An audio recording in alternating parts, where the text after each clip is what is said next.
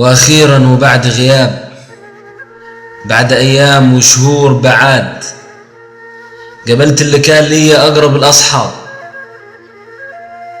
وبعد الاحضان والقبولات بدأنا كلمات العتاب. برضو كده يا عبد الوهاب، مفيش تلفون ولا حتى رسالة ولا جواب، وانت يعني في الداخلية حاجات كتير عنديكم عادية، مرة تاكلوا فروج ومرة لحمة ومرة طعمية. ايوه يا اخوي، ما الظباط عنديكم ايدهم سخية، وبتصحوا وبتناموا براحتكم، اهم حاجة عنديهم سلامتكم، ومتمتعين بالحياة المدنية. مش زينا في الحربية، كتيبة في الصحراء، لا وردة فيها ولا شجرة، لا مروحة فيها ولا تكييف، في عز الحر وسخونة الصيف، وتلجي في الشتاء، لا تدفي نار ولا غطا، والصحيان في الفجر تمام، وأيام كتير فيها مش بننام، نعمل طوابير ونحيف أعلام، وتدريبات في عز الجيلة، الوقت اللي فيه بتتلم كل عيلة، وتنام تحت المراوح والضليلة، والأكل يا عيني عليه، مرة عدس ومرة سوس بفول. امال ما هو ده اللي بيتخن العقول، عشان نبقى مش فاهمين ومش حاسين ومتيسين ومتنحين. كل اللي بتقول عليه ديهون يا حمادين، على الأقل مش شغالين زينا خدامين.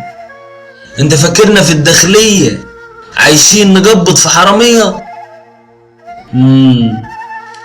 انا كده عقبال عندك سواق سيادة اللواء، اجيبه واوديه لأي مكان طالما هو نوى. مش بس كده، كمان انا بعمل كافة حاجات. اسمع يا سيدي عينة من الطلبات. يا عبد الوهاب. نعم يا باشا.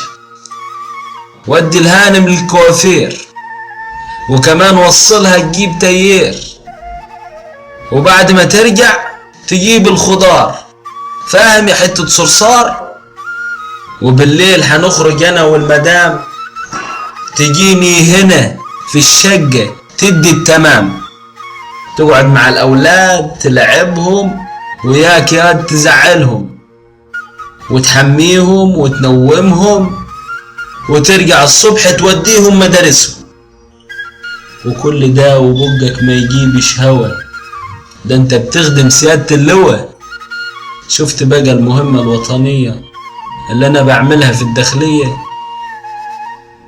3 سنين من عمري مهم الناس وارضي، وبقول لنفسي ارضي علشان ادوق شرف الجندية.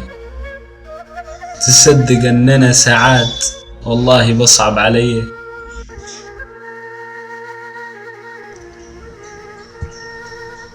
يعني احنا اللي مش بنتهان، ده في كل وقت وفي كل مكان.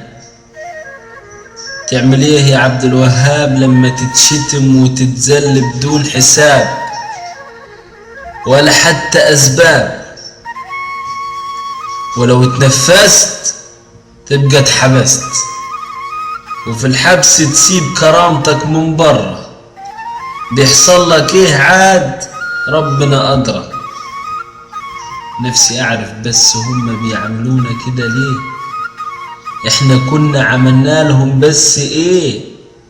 طب لما زهقانين منينا ما يموتونا احسن، يمكن بموتنا حياتهم تتحسن، ويكتبونا على قبرنا الشهيدين عبد الوهاب وصاحبه حمادين. نشكركم لحسن تعاونكم معنا، وإلى اللقاء مع شهيدين آخرين.